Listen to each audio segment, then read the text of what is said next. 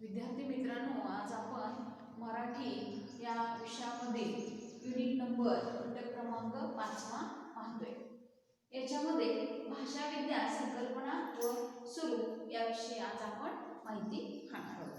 तर भाषा व भाषा विज्ञान याच्यामध्ये मनुष्य हा कसा आहे, सामाजिक प्राणी आहे। मनुष्य हा सामाजिक प्राणी आहे। प्रत्येक मनुष्याला स्वतःचे असे विचार व्यक्त करण्याची इच्छा असते। का तर हा समाजामध्ये राहणारा समाजशील प्राणी आहे। प्रत्येकाला मन आहे, भावना आहे, इच्छा आहे, बोलण्याची, आपली मनातील इच्छा पूर्ण करण्याची, व्यक्त करण्याची त्याला पूर्णपणे परवानगी आहे आणि दुसऱ्यांचे विचार जाणून घेण्याची सुद्धा त्याची तयारी असते। मग अशा वेळेला भाषा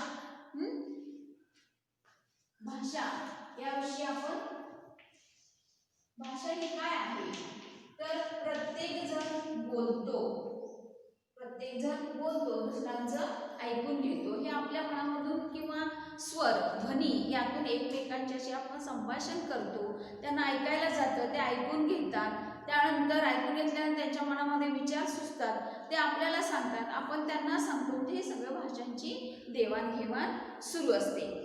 ज्या ध्वनी चिन्हाद्वारा मनुष्य परस्पर भाव विचारांचा विनिमय करतो त्या ध्वनी चिन्हांच्या समुदायाला भाषा असं म्हणतात। भाषा कशाला म्हणायचं तर भाषा म्हणजे काय बघा, ज्या ध्वनी चिन्हांद्वारे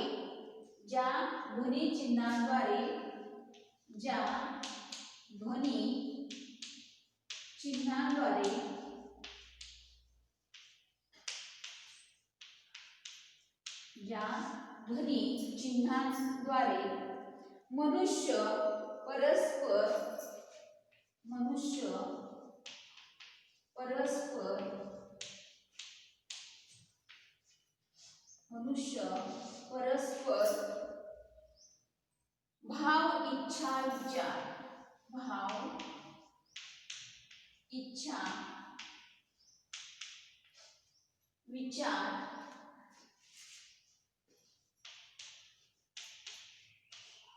विचार आणि यांचा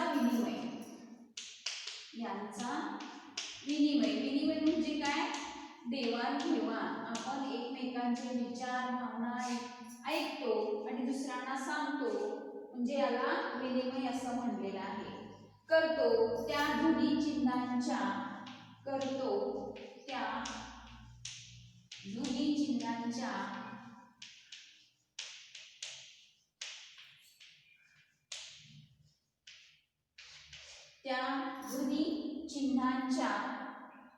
समुदायाला भाषा असे म्हणतात।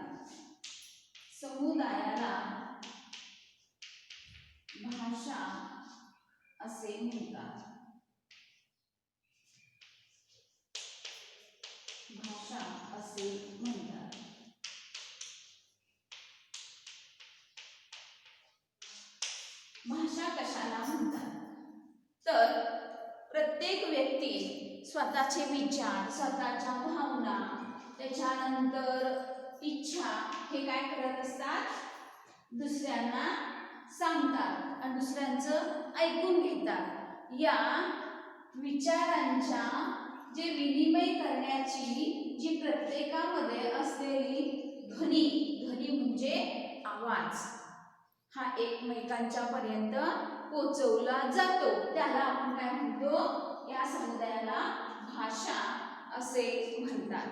भाषा एक साधन आहे। भाषा हे काय आहे, एक साधन आहे, ज्याच्याद्वारा आपण विचार करतो, आपल्या विचारांना व्यक्त करतो। भाषा हे साधन आहे। साधन म्हणजे काय, एकमेकांच्या बद्दल व्यक्त करण्याचं एक साधन आहे आणि हे साधन पोहोचवण्याचं कार्य आपण भाषेतून करतो। याला काय म्हणलेलं आहे की व्यक्त करण्याची जी पद्धत आहे ती भाषेतून आपण व्यक्त करत असतो। भाषा विज्ञानात ज्या भाषांचा अभ्यास केला जातो ती भाषा फक्त ध्वनी चिन्हात्मक असते, ती बोलली जाते व ऐकली जाते।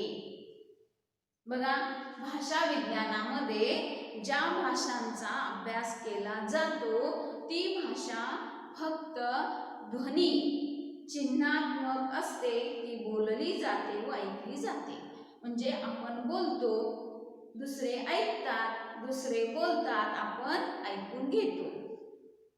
संस्कृत भाषेत भाष्य, भाष्यते म्हणजे बोलणे या धातूपासून भाषा शब्द तयार झालेला आहे.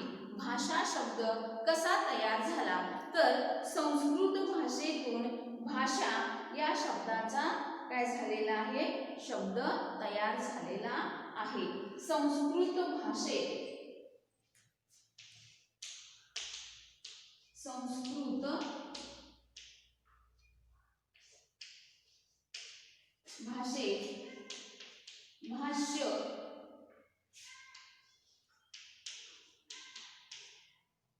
भाष्य म्हणजे भाषते, भाष्य म्हणजे भाषते यापासून काय झालेलं आहे, बोलणे.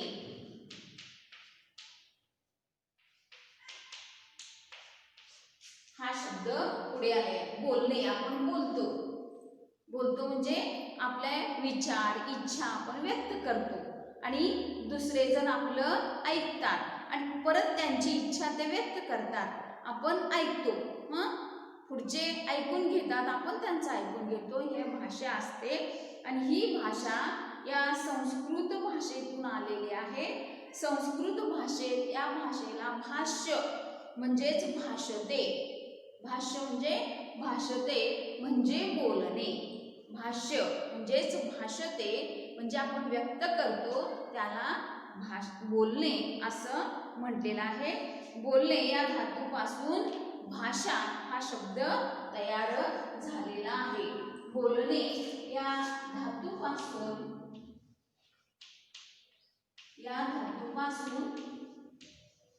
भाषा हा शब्द तयार झालेला आहे.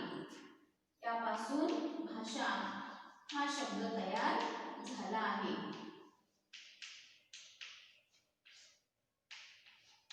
भाषा शब्द तयार झाला. भाषा शब्द कसा तयार झाला तर संस्कृत भाषेत भाष्य किंवा भाषते यालाच बोलणे असं म्हटलेलं आहे. या बोलण्याच्या हे बोलणे ही धातू आहे, या धातूपासून भाषा हा शब्द तयार झालेला आहे. संस्कृतीची पहिली पायरी म्हणजे भाषा. अग्नीचा शोध लागण्यापूर्वी भाषेचा शोध लागला.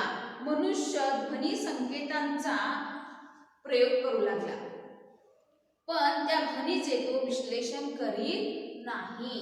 ध्वनीचं तो विश्लेषण करत नाही, तर आपल्या ध्वनीच्या माध्यमातून तो बोलण्याचा प्रयत्न करत असतो. विधात्यांच्या या सृष्टीत ध्वनीची संख्या अनंत आहे. विधात्यांच्या या सृष्टी, आता विधाता म्हणजे काय, हे निसर्ग आहे. या निसर्गाच्या सृष्टीमध्ये ध्वनींची संख्या अनंत आहे. ध्वनींची संख्या, ध्वनी आवाज कितीतरी प्रकारचे आहेत. वाहनांचा आवाज आहे, पक्ष्यांचा आवाज आहे, प्राण्यांचा आवाज आहे, झाडाचा आवाज आहे, विजेचा आवाज आहे, वाऱ्याचा आवाज आहे, अग्नीचा आवाज आहे, कितीतरी प्रकारचे ध्वनी आहेत. म्हणजेच काय, या निसर्गामध्ये अनंत अशा ध्वनी आहेत. प्रत्येक जनसमुदाय केवळ एका थोड्याशा ध्वनीचा व्यवहारात उपयोग करतो. आपण काय करत असतो, थोड्याशा ध्वनीचा आपण वापर करतो म्हणजे काय, जेवढं आपल्याला जमते किंवा जे आपण इतरांच्या नकला करतो, जेवढं जमते तेवढं करतो. परंतु शेवटी स्त्रीची भाषा, पुरुषांची भाषा हे आपल्याला समजते, लहान बाळाची भाषा, वृद्धांची भाषा, त्याच्यानंतर आपल्याला अशा अनेक भाषा आहेत की त्या भाषा आपण काय करत असतो, व्यवहारामध्ये वापरत असतो. ध्वनींचं विश्लेषण सर्वप्रथम वैयाकरणाने केले. आता वैयाकरण यांनी काय केलेलं आहे, सर्वप्रथम ध्वनीचं विश्लेषण केलंय. श्रुतीनुसार इंद्राने वाणीचे 2 भागात विभाजन केले, मौखिक आणि मानसिक. भाषेच्या विश्लेषणाचा हा पहिला उल्लेख आहे. बघा याच्यामध्ये ही भाषा कशी आली याविषयी थोडक्यात इतिहास इथं सांगितलेला आहे. ध्वनीचं विश्लेषण सर्वप्रथम वैयाकरण यांनी केलेलं आहे. श्रुतीनुसार इंद्राने वाणीचे 2 भागात विभाजन केले. श्रुती, श्रुती म्हणजेच काय आपण बोलण्याची जी काय पद्धत आहे त्याच्यामध्ये या वाणीचे दोन भागात इंद्रांनी विभाजन केले. त्याच्यामध्ये मौखिक आणि मानसिक. मौखिक म्हणजे काय आपण तोंडाने बोलतो आणि जे काही मानसिक म्हणजे आपण जे ऍक्शन करतो. ऍक्शन म्हणजे काय न बोलता आपण देहबोलीने जे काय सांगतो ते मानसिक. भाषेच्या विश्लेषणाचा हा पहिला उल्लेख आहे. भाषा यादृच्छिक वाचिक प्रतीकांची एक संघटना आहे. यादृच्छिक व्यक्त स्वरूपामध्ये वाचिक प्रतीकांची एक संघटना आहे जिच्याद्वारा एक मानव समुदाय परस्पर व्यवहार करतो. बघा, मनुष्य हा भाषेद्वारे काय करत असतो, परस्परांच्या मध्ये व्यवहार म्हणजे आपण बोलतो आणि इतरांनी ऐकायचं, हे काय आहे, एक प्रकारचं व्यवहार आहे. अनेक विद्वानांनी आपापल्या दृष्टिकोनातून भाषेच्या अनेक व्याख्या दिलेल्या आहेत. भाषा म्हणजे काय? आता प्लेटो यांनी भाषेचा अर्थ सांगितलेला आहे. अर्थ प्लेटो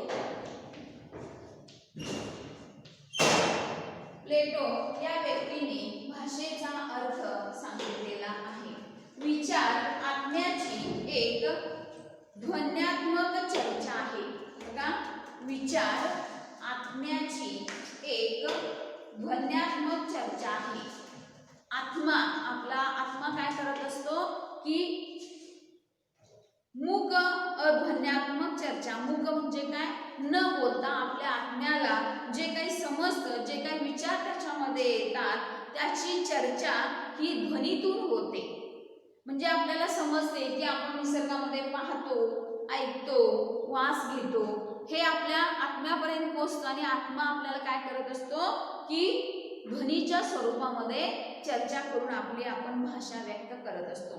तीच ध्वन्यात्मक होऊन ओठावर व्यक्त होते तेव्हा तिला भाषा असे म्हणतात. बघा, प्लेटो या व्यक्तीने, या तज्ज्ञांनी भाषेविषयी संकल्पना सांगितलेली आहे. विचार आत्म्याची मूक ध्वन्यात्मक चर्चा आहे. तीच ध्वन्यात्मक होऊन ओठावर व्यक्त होते तेव्हा तिला भाषा असे म्हणतात. या भाषेची काही आपल्याला वैशिष्ट्ये सांगता येतील. भाषेची वैशिष्ट्ये,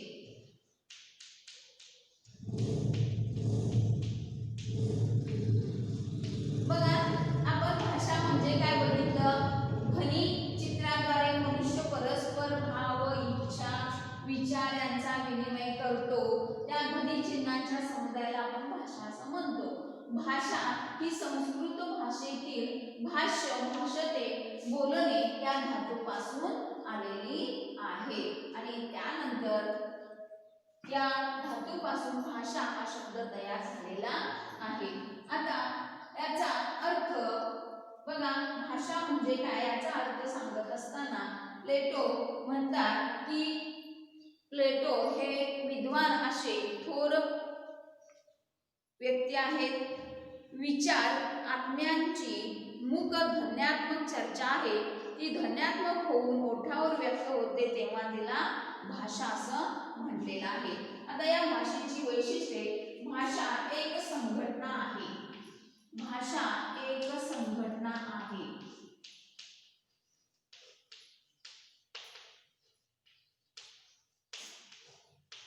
भाषा एक संघटना आहे. संघटना म्हणजेच काय, भाषेचा एक ग्रुप आहे. बघा, सुव्यवस्थित योजना आहे. संस्कृत भाषेच्या सुव्यवस्थित योजनेचा विचार केल्यास कोणत्याही संस्कृत भाषेचा आरंभ ड किंवा न नाही. भाषा एक सुव्यवस्थित योजना असल्यामुळे भाषेच्या अवयवांचे वैज्ञानिक विश्लेषण करता येते.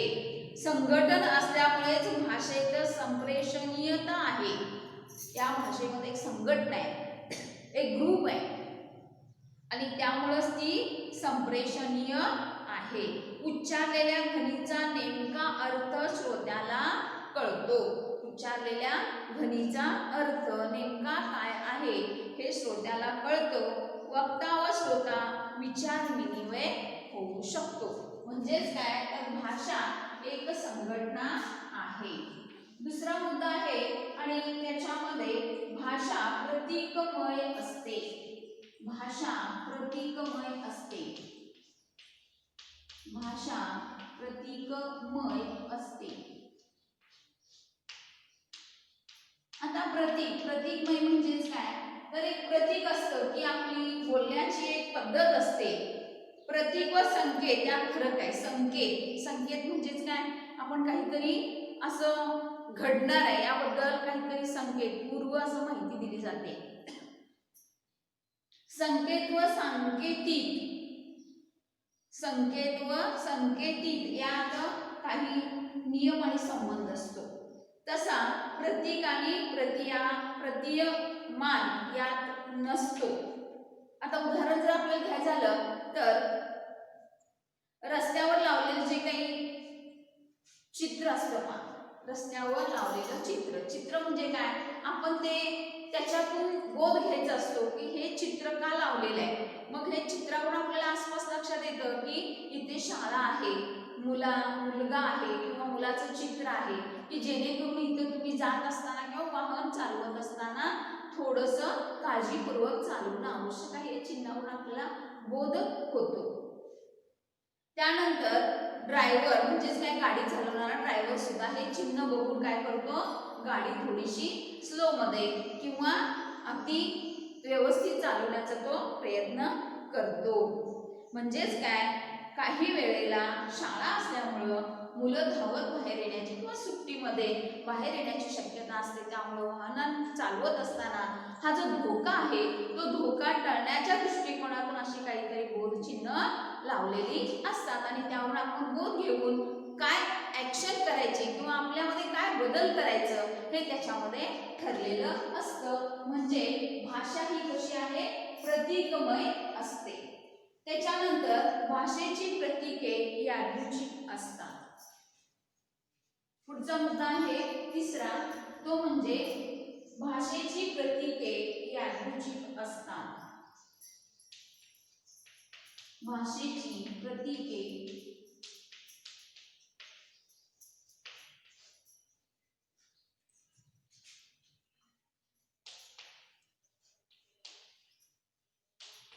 यादृच्छिक असतात.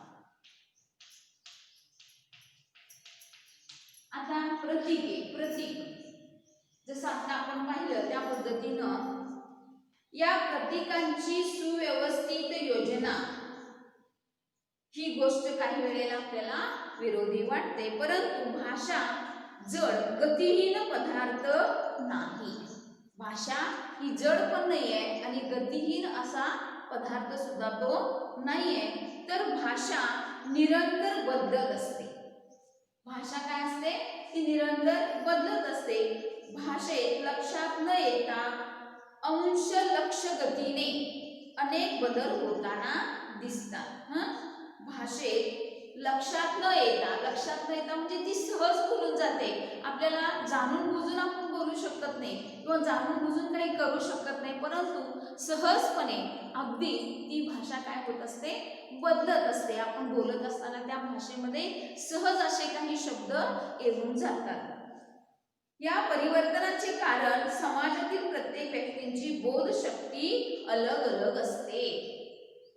बघा, बोलण्यामध्ये जे काही यादृच्छिकपणा जो येतो त्याच्यामध्ये प्रत्येक व्यक्तींची ही बोलण्याची जी शैली असते किंवा बोलून दाखवण्याची जी काही कला असते ती कशी असते, अलग अलग असते. प्रत्येकाचे अर्थ व ध्वनी स्वल्प प्रमाणात एकमेकांपासून भिन्न होत जातात.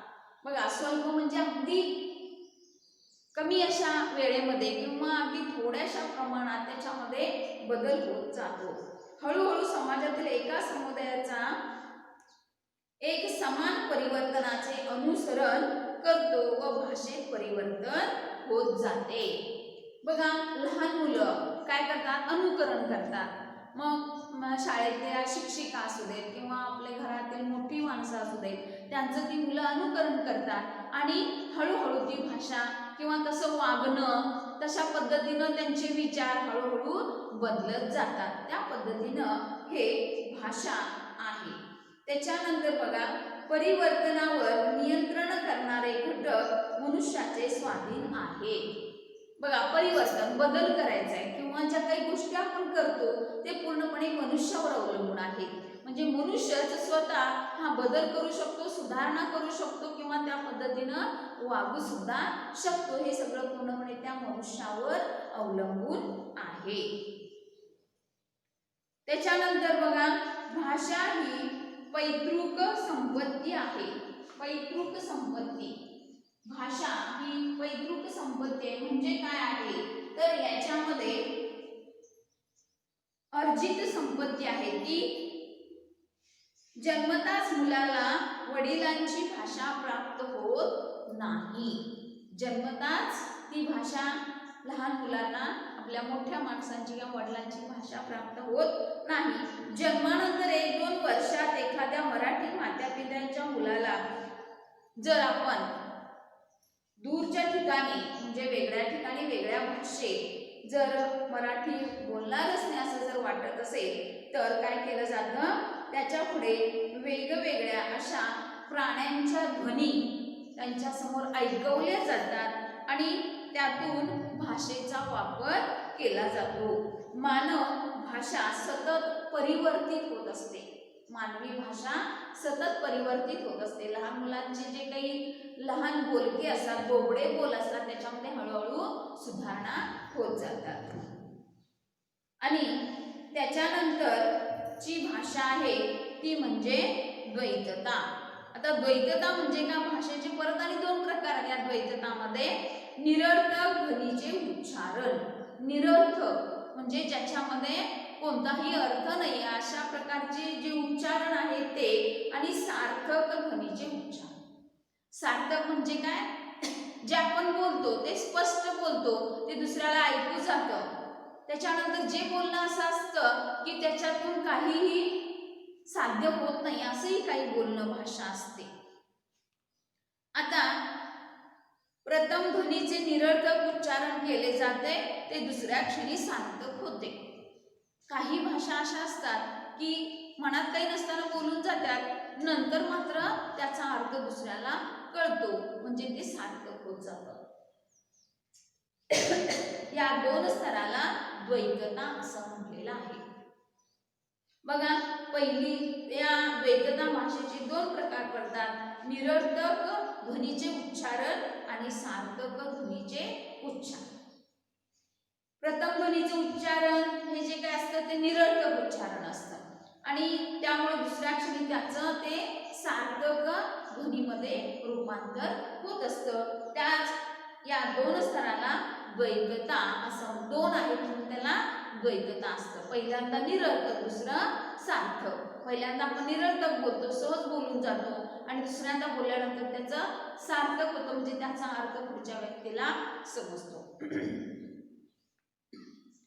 त्याच्यानंतर भूमिकेत परिवर्तनता. आता भूमिकेत परिवर्तनता म्हणजे काय तर भाषेचा प्रयोग करत असताना 2 भूमिका असतात. तर 2 भूमिका म्हणजे काय, वक्ता आणि श्रोता. वक्ता काय करत असतो, बोलत असतो, आणि श्रोता काय करत असतो, ऐकत असतो. हळूहळू तो श्रोता सुद्धा वक्त्यासारखं वागायला लागतो, बोलायला लागतो. म्हणजेच काय, त्याच्या भूमिकेत तो जातो. कोणाच्या भूमिकेत कोण जातं बघा, श्रोता वक्त्याच्या भूमिकेत जातो. अशा पद्धतीनं या भूमिकेमध्ये सतत परिवर्तन होत असतात. वक्ता श्रोता होतो व श्रोता हा परत आणि वक्ता होत असतो, कारण ही एक मौखिक आणि श्राव्य प्रक्रिया आहे. मनुष्याच्या भाषेप्रमाणे इतर प्राण्यांची भाषा मौखिक श्राव्य असली तरी प्राण्यांची भाषा सहज प्रवृत्तिक अधिक असते. म्हणजे प्राण्यांची आणि मनुष्यांची भाषा याच्यामध्ये थोडीशी भिन्नता आहे, परिवर्तनशीलता आहे, याच्यामध्ये सांगितलेलं आहे. आतापर्यंत जे आपण पाहिलं ते भाषाविषयी पाहिलं. भाषा भाषा कशी असते, भाषा कशी व्यक्त केली जाते, भाषा आपल्या आत्म्यामध्ये कशी निर्माण होते, आणि ती कशी शब्दरूपाने बाहेर पडते याविषयी आपण थोडक्यात माहिती पाहिली. यानंतर आपण पुढचा भाग पाहणार आहोत आणि ते म्हणजे भाषा विज्ञान.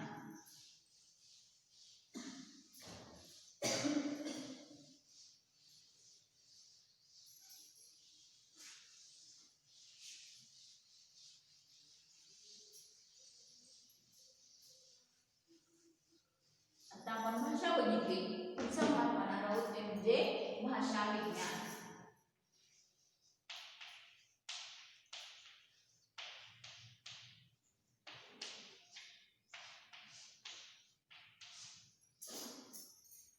भाषा विज्ञान भाषा विषयक ज्या मूलतत्वांचा विचार मनुष्य बुद्धीने मान्य केला आहे त्याच्या अध्ययनाला भाषा विज्ञान असे म्हणतात. बघा, भाषा विज्ञान भाषा विषयक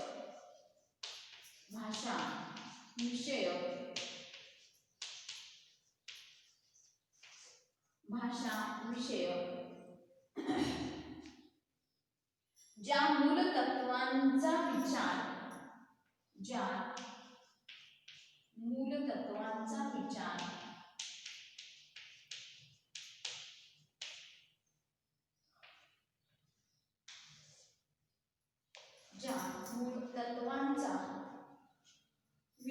मनुष्य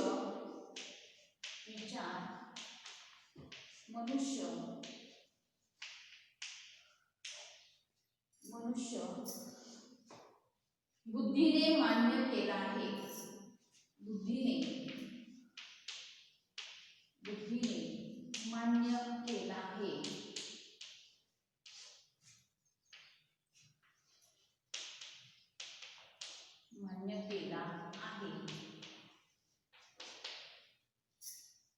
त्याच्या अध्ययनाला भाषा विज्ञान असे म्हणतात. त्याच्या अध्ययनाला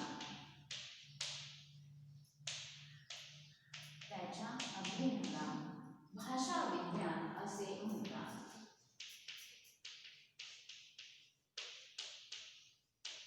भाषा विज्ञान असे म्हणतात.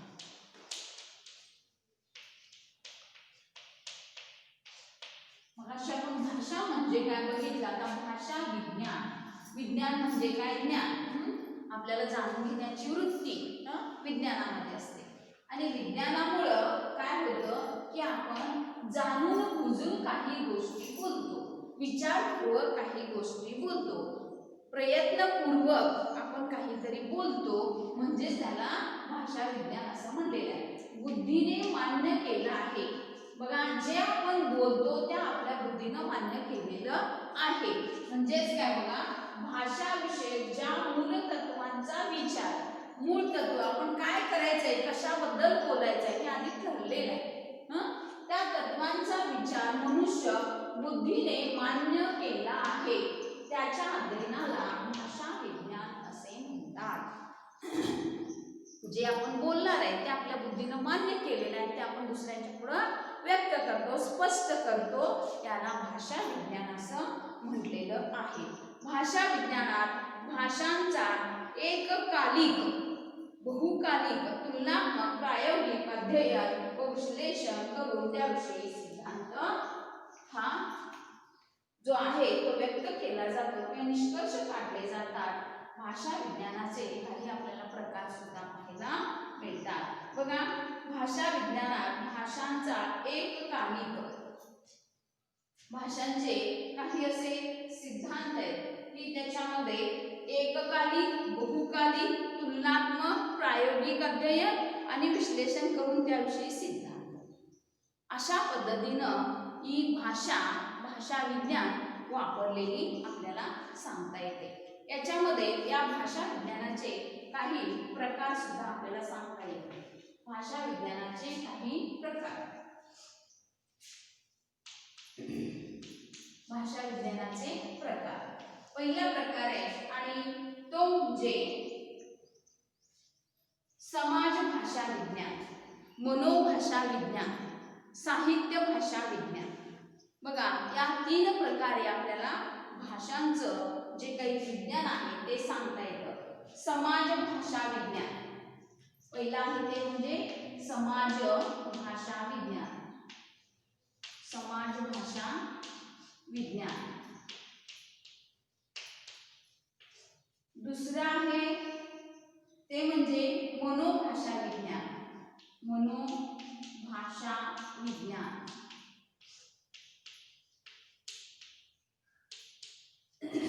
मनोभाषा विज्ञान. आणि तिसरं जे आहे ते म्हणजे साहित्य भाषा विज्ञान. साहित्य भाषा विज्ञान.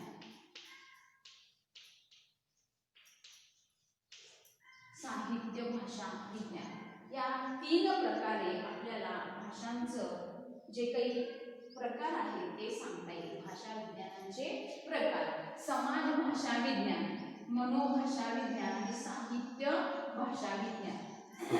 समाजामध्ये जे आपण बोलतो, समाजामध्ये जे वागतो मित्रांच्या मध्ये, पाहुण्यांच्या मध्ये, त्याच्यानंतर आपल्या एखाद्या अशा कार्यक्रमामध्ये आपण काय करत असतो, समाज भाषा बोलत असतो. त्यानंतर मनोभाषा, मनातल्या मनात आपले विचार सुरू असतात, आपण मनातल्या मनामध्ये विचार करत असतो, ती मनोभाषा झाली.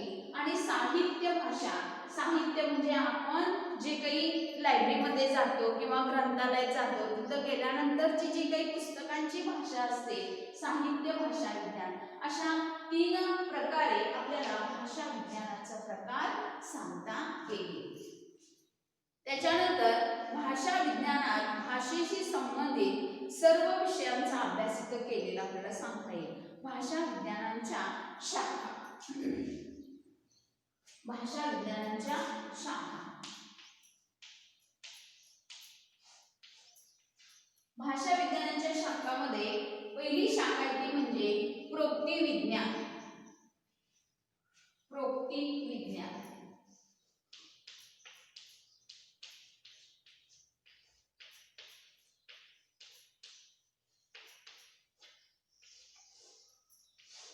प्रोक्ती विज्ञान याच्यामध्ये वक्ता ज्या विषयाला उद्देशून सुसंबंध एकापेक्षा अधिक वाक्य बोलतो तो अभिप्रेत विषय एक घटक असतो. या घटकालाच प्रोक्ती असे म्हणतात. बघा, वक्ता ज्या विषयाला उद्देशून सुसंबंध एकापेक्षा अधिक वाक्य बोलतो. सुसंबंध म्हणजे एक काहीतरी ठरलेलं आहे, वक्त्याचा एक उद्देश असतो. बघा, आपण एखादा कार्यक्रम असेल तर कार्यक्रमामध्ये वक्त्याला बोलवतो, तर त्यांना काय बोलवत असेल, त्यांना एक विषय दिलेला असतो आणि या विषयावरती तुम्ही आज बोलायचं आहे. आज महिला दिन आहे किंवा आज एड्स दिन आहे किंवा आज धूम्रपान दिन आहे. मग अशा वेळेला तुम्ही त्या विषयावरती बोलायला यायचं आहे. मग असं वक्त्याला एक विषय दिला जातो आणि त्या विषयाशी संबंधित तो काय करत असतो, पूर्णपणे आपलं वक्तव्य व्यक्त करत असतो. बघा, वक्ता ज्या विषयाला उद्देशून सुसंबंध एकापेक्षा अधिक वाक्य बोलतो तो अभिप्रेत विषय एक घटक असतो. तो एक घटक आहे की आपल्याला सांगितलेला आहे कोणत्या विषयावरती बोलायचं आहे आणि या घटकाला प्रोक्ती असं म्हटलेलं आहे. बघा, जो काही विषय दिलेला आहे त्या विषयाला प्रोक्ती असं म्हटलेलं आहे. म्हणजे काहीतरी एक विषय आहे, एक युनिट दिलेलं आहे, घटक दिलेला आहे आणि त्या घटकावरती त्यांनी बोलायचं आहे, विश्लेषण करायचं, स्पष्टीकरण करायचं. त्याच्यामध्ये असलेल्या ज्या काही गोष्टी आहेत ते अनुभवलेल्या गोष्टी आपण तिथं व्यक्त करायच्या. हे वक्त्याला आधी सांगितलेलं असतं. त्याला काय म्हटलेलं आहे, प्रोक्ती विज्ञान. याला डिस्कोर्स असंही म्हटलेलं आहे इंग्रजीमध्ये. वाक्यांच्या समुदायाला महावाक्य म्हणतात. वाक्य आधी शब्द, अनेक शब्द मिळून एक वाक्य तयार होतं आणि अनेक वाक्य मिळून इथं काय सांगितलेलं आहे, महावाक्य तयार होते. भारतीय काव्यशास्त्री विश्वनाथांनी आपल्या साहित्य दर्पणामध्ये असं म्हटलेलं आहे की वाक्योचे म्हणजेच काय, महावाक्य. एका अभिप्रेत विषयाला धरून उच्चारलेले वाक्य हा भाषेचा स्वयंपूर्ण घटक असतो. समाज भाषा विज्ञानाचा जसजसा विकास झाला तसतसा ह्या अभिप्रेत विषयांच्या एककाकडे भाषा वैज्ञानिकांचे लक्ष गेले. बघा, समाजामध्ये भाषा कशी प्रसारित होते याचं पूर्ण ज्ञान या भाषा विज्ञानांच्या तज्ज्ञ व्यक्तींना झालेलं आहे. अर्थ व संरचना दृष्टीने विचार केल्यास भाषेचा मूलभूत एकक प्रोक्ती आहे. मूलभूत एकक प्रोक्ती म्हणजे वक्ता, वक्त्याला दिलेला जो विषय आहे तो प्रोक्ता आहे. कारण समाजात विचार विनिमयाकरता प्रोक्तींचा प्रयोग केला जातो. विचार विनिमय करण्यासाठी काही कीर्तनकार असतात बा, कीर्तनाला सुद्धा एक विषय दिलेला असतो. तो काय करत असतो? कीर्तन करत असतो. जसं वक्ता एक विषय दिल्यानंतर त्या विषयाशी संबंधित बोलत असतो, त्या पद्धतीनं हे प्रोक्ता आहे.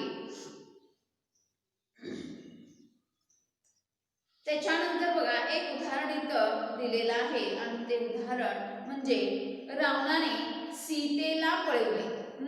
रावणाने काय केलेलं आहे? सीतेला पळवले. म्हणून रामाने रावणाच्या लंकेवर आक्रमण केले व रावणाला युद्धात ठार मारले व सीतेला सोडून आणले. बघा, इथे वाक्याचा अभिप्रेत विषय काय आहे तर सीतेला सोडून आणले.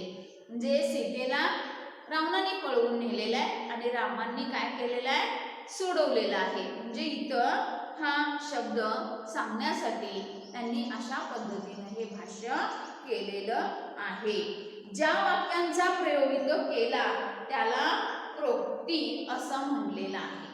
प्रोक्ती म्हणजे काय तर एक विषय दिलेला असतो आणि त्याच्यावरती संभाषण केलं जातं, माहिती दिली जाते, त्याला प्रोक्ती असं म्हणलेलं आहे.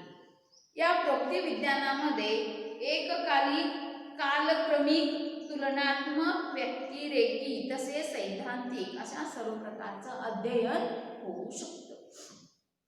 अध्ययन अशा पद्धतीने या प्रोक्तीमध्ये होऊ शकतं. त्यानंतर दुसरा आहे वाक्य विज्ञान. दुसरा आहे ते म्हणजे वाक्य विज्ञान. दुसरा प्रकार वाक्य विज्ञान.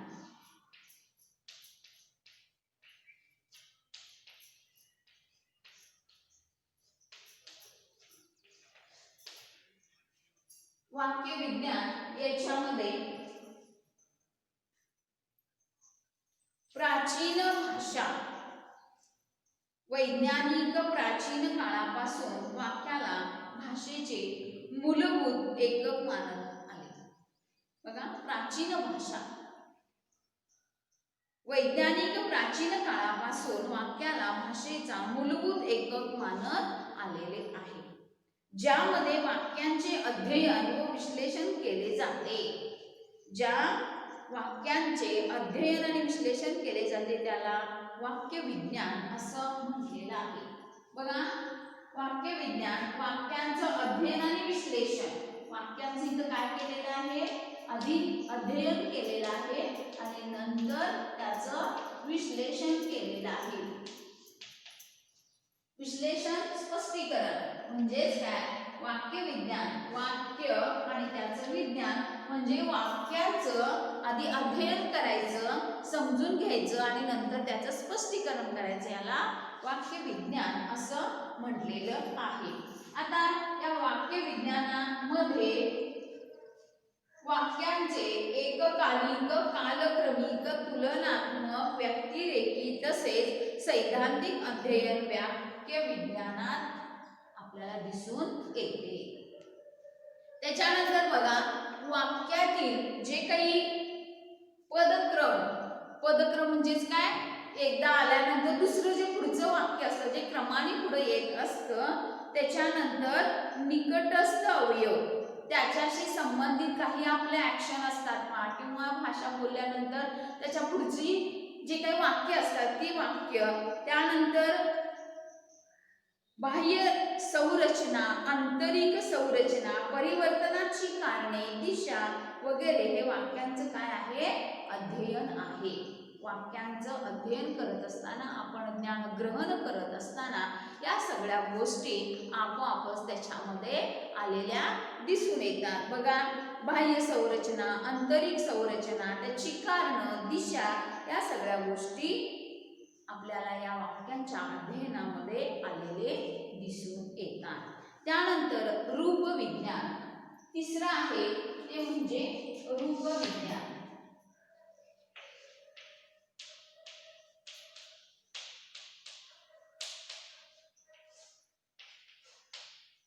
तिसरी जी शाखा आहे ती म्हणजे रूपविज्ञान. भाषेचा प्रमुख घटक काय आहे? शब्द. भाषेचा प्रमुख घटक, मुख्य घटक कोण आहे? तर शब्द आहे. वाक्यात प्रयुक्त पदांचा यात अभ्यास केला जातो. प्रयुक्त आपण काय करतो? प्रथम आधी ते व्यक्त करतो स्वतःमध्ये, त्या भाषा किंवा ते जे काही प्रसंग आहे ते स्वतःमध्ये आधी आपण काय करत असतो? साठवत असतो, ग्रहण करत असतो, ज्ञान घेत असतो आणि त्याचा अभ्यास आधी केला जातो. प्रोक्तीमध्ये जसे अनेक वाक्य एका विषयाशी संबंधित असतात, जसे वाक्यामध्ये अनेक अन्वित पदे असतात, त्या पद्धतीनं याच्यामध्ये सुद्धा जी पद असतात त्यांचा समावेश केलेला आहे. बघा इथे एक वाक्य दिलेलं आहे, रामेन बाणेन रावण रावणा होता. या वाक्यात 4 पदे आहेत. कोणकोणती पदे आहेत? तर पहिलं आहे रामेन, कर्ता. कर्ता कोण आहे? राम आहे. साधन काय आहे? बाण आहे. कर्म कोण आहे? रावण आहे. आणि क्रिया कोणापासून होते? हातापासून.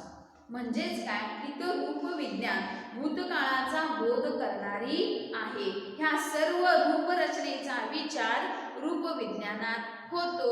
ह्या रूपाचे अध्ययन हे एककालिक, कालक्रमिक, तुलनात्मक, व्यक्तिरेखी, सैद्धांतिक सर्व दृष्टिकोनातून केलेलं आपल्याला दिसून येतं. म्हणजेच काय? अन्वित पदांचा अभ्यास म्हणजे रूपविज्ञान.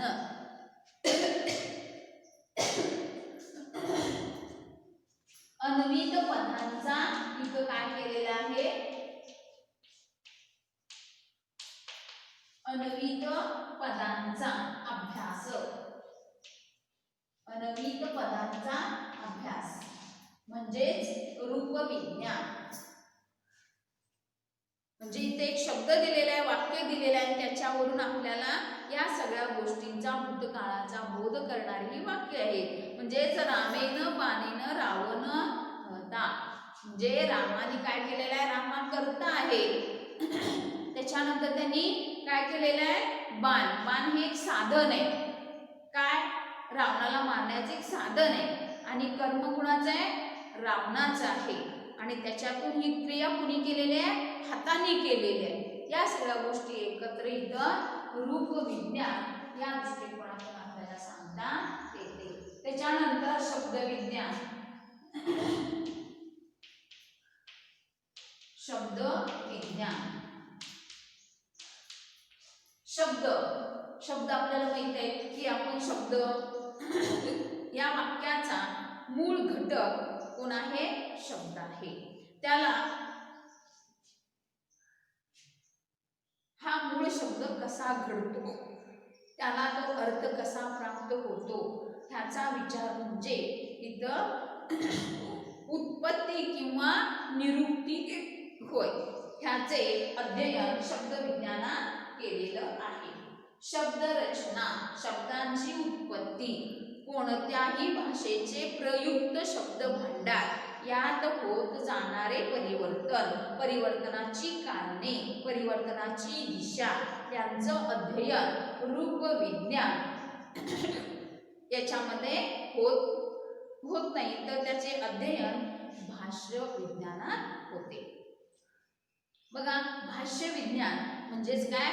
त्या भाषेचं आपल्यामध्ये पूर्णपणे परिणाम झालेला दिसून येतो.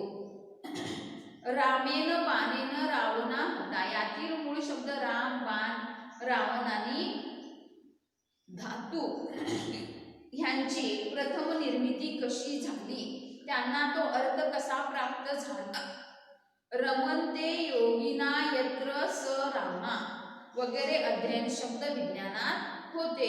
ते शब्दविज्ञान सुद्धा एककालिक, कालक्रमिक, तुलनात्मक, व्यक्तिरेखी आणि सैद्धांतिक असू शकते. अशा पद्धतीनं शब्दविज्ञान हा शब्दांनी वाढत जातो. त्याच्यानंतर ध्वनी विज्ञान, पुढचा आहे तो म्हणजे ध्वनी.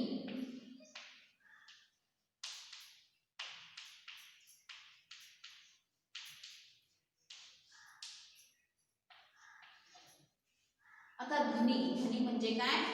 आपल्या कंठामधून निघालेला आवाज, स्वर.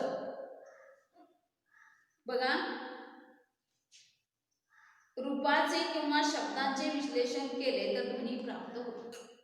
ध्वनी आपल्याला काहीतरी बोलायचंय, आपल्याला काहीतरी सांगायचंय, आपल्याला काहीतरी व्यक्त करायचंय, अशा वेळेला आपण बोलतो. ध्वनी हे बाहेर येतात. याला स्वन असं म्हणतात. ध्वनी विज्ञानात या स्वनांचा अभ्यास केला जातो. हे ध्वनी विज्ञान 2 प्रकारचे असतात. त्याच्यामध्ये सैद्धांतिक आणि सापेक्ष. सैद्धांतिक भाषा विज्ञानात ध्वनीचे उच्चारण, अवयव, उच्चारण, प्रक्रिया यांचं अध्ययन, तसेच स्वरूपाचे स्वर आणि व्यंजन यातील अंतर, याचं वर्गीकरण, अक्षर, बलाघात, अनुपात यांचा विचार इथं केलेला आपल्याला दिसून येतो. आता अध्ययन भाषा सापेक्ष असते. अध्ययन भाषा ही कशी असते? सापेक्ष असते. त्यात विशिष्ट भाषेतील ध्वनींचं अध्ययन केलं जातं. विशिष्ट भाषेतील ध्वनींचं याच्यामध्ये अध्ययन झालेलं दिसून येतं. या भाषेत प्रयुक्त होणाऱ्या ध्वनींची व्यवस्था, बलाघात, संधी, संहिता यांचा विचार आपल्याला दिसून येतो. याच्यामध्ये ध्वनी बघा व्यक्त होत असताना भाषा वैज्ञानिक म्हणजे स्वनिम विज्ञान, स्वन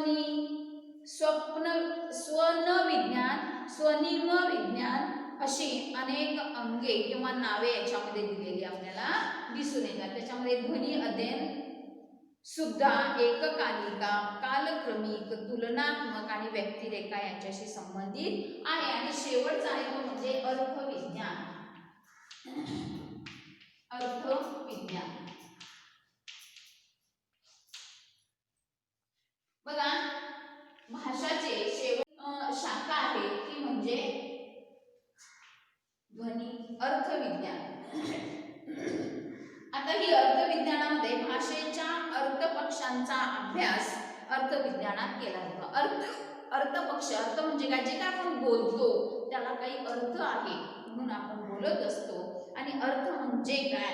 अर्थाचे निर्धारण कसे होते, ते किती प्रकारचे होते, अर्थ परिवर्तन कसे होत जाते, त्याची कारणे काय आहेत, या सगळ्या गोष्टी याच्यामध्ये आपल्याला सांगता येतील. म्हणजेच काय? अर्थविज्ञान ही कालक्रमिक, एककालिक, तुलनात्मक, सैद्धांतिक सुद्धा असू शकते.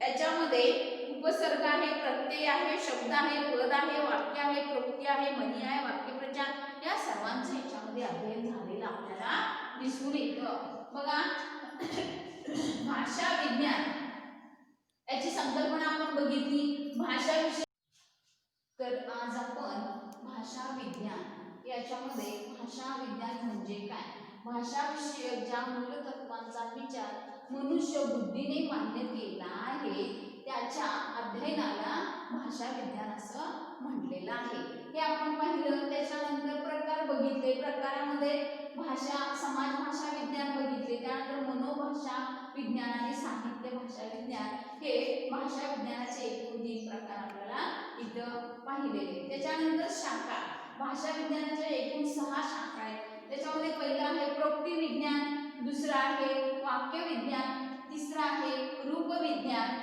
त्याच्यानंतर शब्द विज्ञान, ध्वनी विज्ञान आणि अर्थ विज्ञान. अशा प्रकारे भाषा विज्ञान, त्यांची संकल्पना आणि शाखा आपण आज पाहिले. बाकीचा भाग